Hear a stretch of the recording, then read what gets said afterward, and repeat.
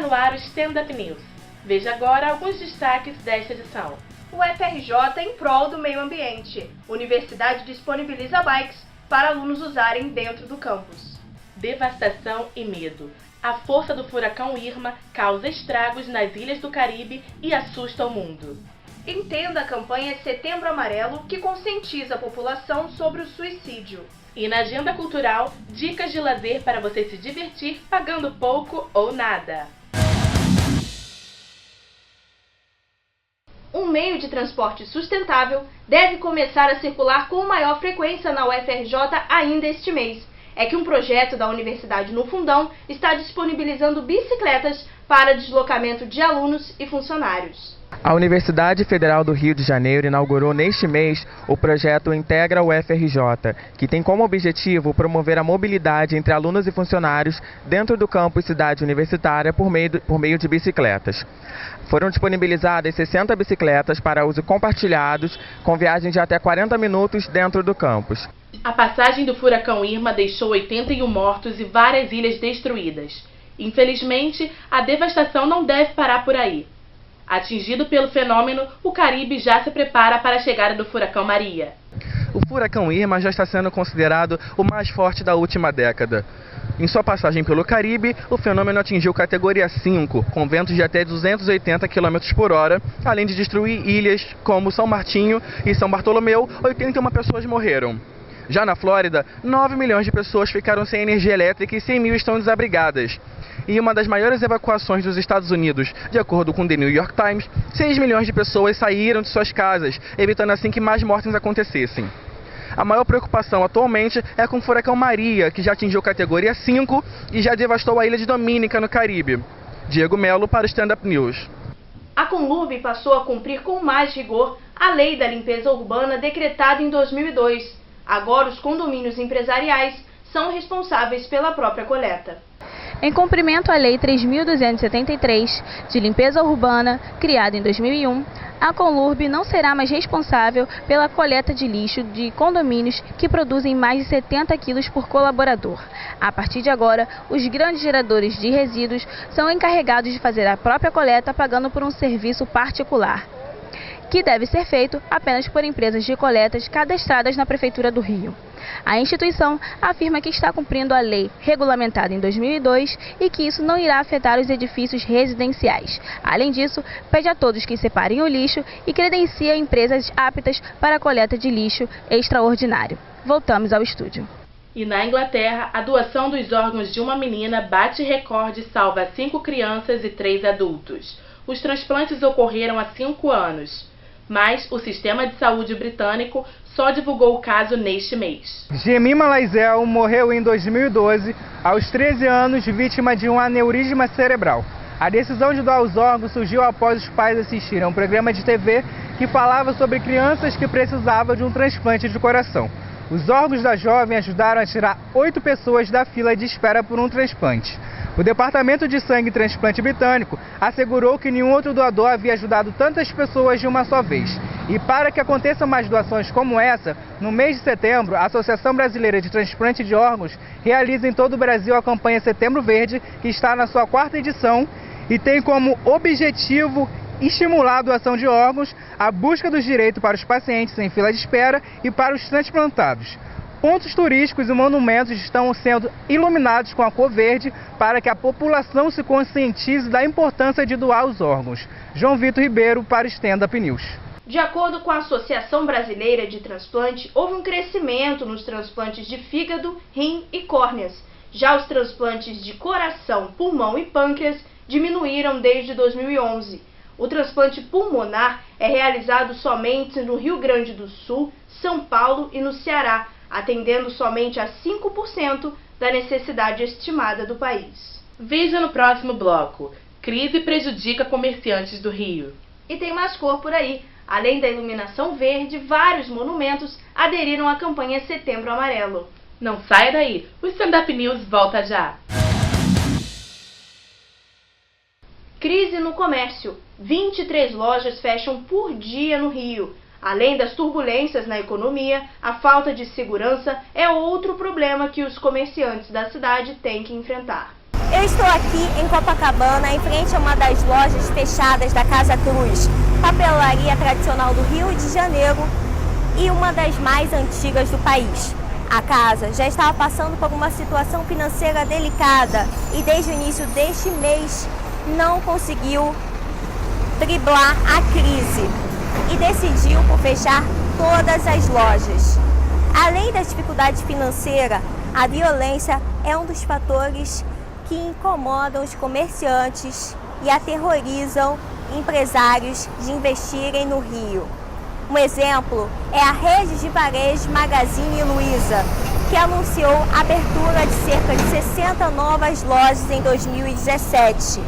Porém, nenhuma será aberta no estado. De acordo com a FEComércio do Rio de Janeiro, a falta de segurança é um dos motivos por tantas lojas fecharem as portas no período entre janeiro de 2015 e agosto deste ano, dando uma média de 23 lojas fechadas por dia. Você já viu algum monumento por aí com a iluminação na cor amarela? Pois é, a iniciativa pretende chamar a atenção para a campanha Setembro Amarelo, que aborda um assunto delicado, o suicídio. O tema deste ano é Conecte, Comunique-se e Se Importe, que ressalta a importância de quebrar o tabu, optando pelo diálogo e apoio emocional às vítimas. Segundo o relatório da Organização Mundial da Saúde, a cada 40 segundos, uma morte é registrada por suicídio no mundo. Pesquisas apontam que 32 pessoas se suicidam por dia no Brasil, número que supera as mortes causadas por câncer e por AIDS. A Organização Mundial da Saúde espera que de cada 10 casos, 9 possam ser prevenidos. Diversos monumentos receberam a iluminação especial para aderir à campanha, como o Cristo Redentor no Rio de Janeiro, o Congresso Nacional e a Ponte Juscelino Kubitschek em Brasília, Distrito Federal, e o Estádio Beira-Rio em Porto Alegre, Rio Grande do Sul. Além de atividades como caminhadas, passeios ciclísticos e motos, e muitas outras ações em locais públicos por todo o país. Natália Castilho para o Stand Up News. Aproveitando o Setembro Amarelo, trouxemos ao nosso estúdio a psicóloga e professora universitária Vânia Carneiro, que vai falar um pouco com a gente a respeito do suicídio, que leva pessoas a tirarem a própria vida. Vânia, seja muito bem-vinda ao nosso estúdio. Obrigada. A principal pergunta é exatamente essa. Quais são os principais motivos que levam as pessoas a cometerem um suicídio? Bom, na verdade, muitos podem ser os motivos, em diferentes situações e de pessoa para pessoa, claro, né? Mas eu acho que a gente pode focar mais na realidade atual. Tá muito comum hoje em dia, a gente tem considerado, na verdade, o mal do século, a depressão. Muitas pessoas têm entrado em depressão por vários motivos. Né? A depressão, na verdade, pode pode advir de duas condições básicas. Uma é uma condição bioquímica, como eu costumo dizer, uma condição bioquímica, que é um mau funcionamento de neurotransmissores, né? A serotonina não está funcionando adequadamente, não está fluindo no cérebro da maneira como deveria acontecer, e aí isso dá uma ocorrência de depressão, né, numa pessoa por conta de uma função mal organizada do cérebro, né, desse funcionamento bioquímico. E a outra por circunstâncias sociais. Na verdade, as pessoas precisam ter um certo equilíbrio, ter uma certa noção de que as coisas vão bem. E quando ela não consegue ter isso, ela entra num processo de busca de uma reorganização. E nem todo mundo consegue fazer isso. Né? Nem todo mundo está amadurecido o suficiente para realizar com sucesso essa busca, encontrar uma possibilidade de reagir a certas condições que o meio impõe. Nesse caso da depressão, né, especificamente falando, quer dizer, você observa que eu optei por trabalhar com essa questão da depressão como um elemento que pode levar a esse fim, né? essa conclusão de vida. E aí o que acontece é que, tirando esse aspecto da bioquímica do cérebro, né, da serotonina e outros neurotransmissores, principalmente a serotonina funcionando inadequadamente, a pessoa passa por situações na vida em que ela vai reagir de uma forma ou de outra e ela busca sempre o sucesso. Não é? O que a gente está na vida é para tentar ser bem-sucedido nas coisas que empreende. E o mundo atual não está dando muito essa possibilidade para as pessoas. Não é? Em geral, quer dizer, e a cobrança do meio é muito grande. É muito grande a cobrança que o meio faz para as pessoas de uma maneira geral, desde adolescentes, né, as crianças mesmo até, desde adolescentes até adultos mesmo. Não é? E com a realidade socioeconômica do jeito que está também, não é? É um agravante. Então, quando eu não consigo realizar aquilo que é uma demanda do meio, eu fico frustrado, eu entro em frustração, não é? E nem sempre eu consigo lidar com essa frustração. Tá? Nesse caso, aí a pessoa entra em, né, aí eu entro em depressão. Mas essa depressão pode ser, pode ocorrer de uma maneira circunstancial, e aí eu vou conseguir sair dela naturalmente, vou buscar recursos, e se eu tenho principalmente pessoas que me apoiem e que veem que eu não estou bem e tentam dar um suporte em relação a essa minha dificuldade, muito mais fácil fica. Quando isso não acontece e eu não consigo, como se dizia, dar a volta por cima, né, superar essas dificuldades, eu acabo não conseguindo lidar com a realidade e começa aquela sensação e aqueles podem começar. Tudo isso, quando se fala sobre pessoas, sempre pode acontecer. A gente não tem nunca uma certeza. Então, o que pode acontecer é a ocorrência com certa frequência de pensamentos de fuga. E um dos pensamentos de fuga eu não precisaria estar passando por isso. Se eu não estivesse aqui, se eu morresse, eu não precisaria me sentir desse jeito. Eu estou com muita dificuldade, eu não estou aguentando viver desse jeito. Não é? E aí, em muitos casos, as pessoas, em todas essas condições de que eu falei, não encontram alguém com quem dividir, não é? Essa dificuldade, não encontram um ambiente propício a um acolhimento desse estado de ânimo, não é? E mais ainda em certos casos, como a gente tem visto na situação atual do país, por exemplo, pessoas que veem sua condição de sobrevivência econômica ir pelo ralo, então essas pessoas não veem condições de sobrevivência para sua família, enfim, podem entrar nessa condição de depressão, por exemplo, e perecer, ou seja, buscar a morte. Essa é uma das possibilidades. Existem outras, é claro, mas normalmente quando a gente fala em busca de suicídio como superação de uma dificuldade, o suicídio está muito relacionado com morbidades, ou seja, doenças, dificuldades emocionais, que não só, algumas outras também, não é? A gente não pode falar só da depressão, mas algumas outras doenças também que acometem as pessoas emocionalmente falando,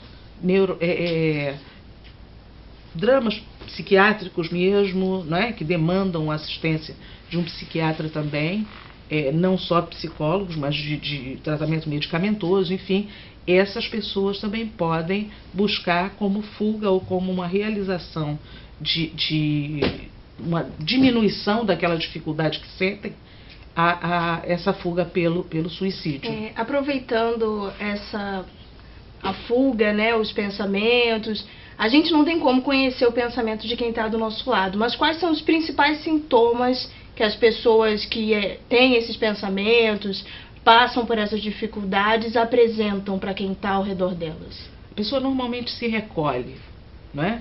Ela busca um isolamento, ela não consegue lidar com as dificuldades dela, verbalizando. Uma coisa muito importante é a verbalização. A gente, quando está com dificuldade, a melhor coisa que pode acontecer é ter a possibilidade de verbalizar, de falar a respeito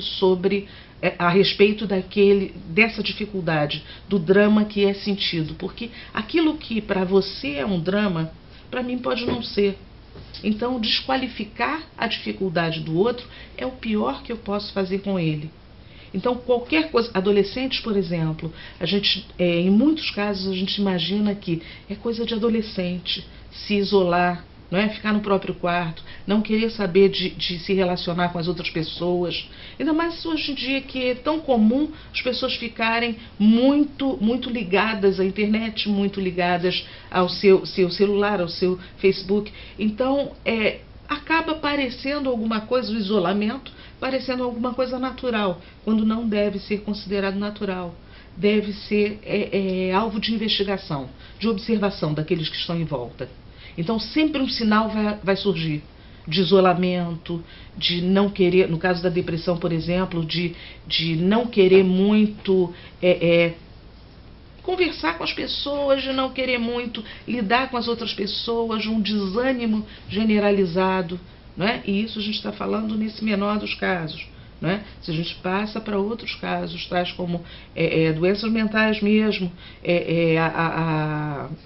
o fim da vida pode advir de uma tentativa de eliminar aquele sofrimento maior causado, eu não sei nem porquê, porque parece que alguém, por exemplo, está me perseguindo, mas isso já não é de uma outra ordem de coisas. Com certeza. Muito obrigada, Vânia, pela sua presença e pelos esclarecimentos desse assunto que é tão importante hoje em dia. De nada, espero ter sido útil, embora de uma maneira curta, porque é muito extenso esse tema, na verdade. Muito obrigada pela sua presença.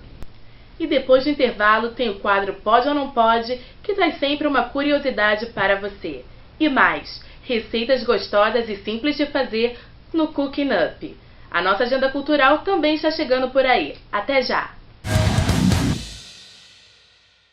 O chiclete é proibido em muitas escolas, mas será que ele realmente é prejudicial para a concentração nos estudos?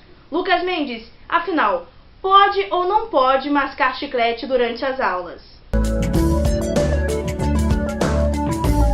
O que você acha de mascar chiclete para aumentar a concentração durante os estudos?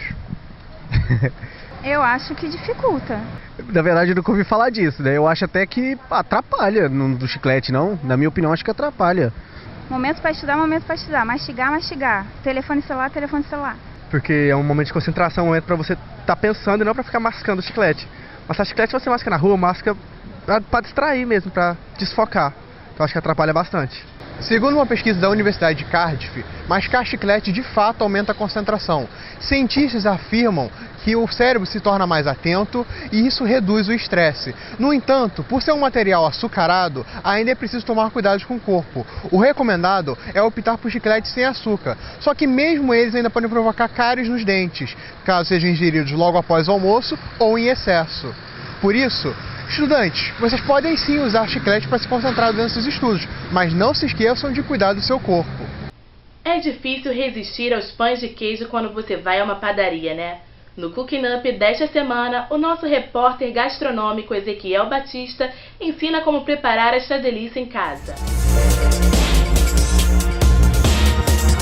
Para preparar este pão de queijo, necesitaremos de 500 gramas de polvilho acedo, 500 gramas de parmesão ralado, 100 gramas de manteiga amolecida, 10 gramas de sal, 10 gramas de fermento químico, 4 ovos, 250 ml de leite. Para preparar esta prática receita, colocaremos o polvilho junto com o queijo num processador de alimentos. Um liquidificador também serve. Temos que deixar que fique uma farinha bastante homogênea e seca. Colocamos a mistura processada numa vasilha e acrescentamos o sal, o fermento e a manteiga. Adicionamos os ovos aos ingredientes já misturados. Despejamos o leite e misturamos até conseguir uma massa firme com a qual será fácil bolhar. Fazemos as bolinhas com a massa e colocamos em uma assadeira, deixando uma separação entre os pães para não grudarem. Assamos no forno entre 180 e 190 graus por aproximadamente 15 a 20 minutos.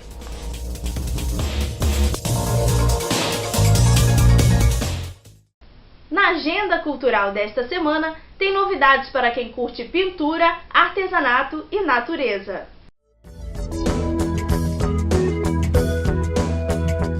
O Museu de Arte Moderna, o MAM, exibe o painel Bodas de Caná, pintado por Cândido Portinari durante os anos de 1956 e 1957. O painel, de mais de 1,70 m de altura, se junta às outras 10 obras de Portinari que estão em exposição. Bodas de Caná relata o primeiro milagre de Jesus Cristo, quando ele transforma água em vinho durante um casamento. O museu funciona de terça a sexta, de meio-dia às 6 da tarde, e nos fins de semana e feriados, de 11 da manhã às 6 da tarde, com ingressos a R$ 14. A exposição Festa Brasileira Fantasias Feitas à Mão promete envolver o público com toda a magia e criatividade popular na criação de objetos, adereços, roupas e instrumentos musicais para as festas populares brasileiras. As peças que estão na mostra foram produzidas para celebrações como a Congada, em Minas Gerais, as Cavalgadas, no Centro-Oeste, os Reisados, em Alagoas, o Maracatu Rural, em Pernambuco, o Bumba Meu Boi, no Maranhão, o Boi Mamão, em Santa Catarina, o Carnaval em várias partes do país e os rituais indígenas na Amazônia. A exibição está no Centro Sebrae de Referência ao Artesanato até 28 de outubro, de terça a sábado, das 10 da manhã às 6 da tarde, com a entrada gratuita. A Caixa Cultural oferece a exposição Natureza Concreta. Ao todo, 94 obras divididas entre fotografias e vídeos de 17 artistas serão apresentadas na mostra, que debate a relação do ser humano com a natureza. A exibição está disponível até 12 de novembro, de terça a domingo, das 10 da manhã às 9 da noite. A entrada é franca. Stand Up News fica por aqui. Até a próxima!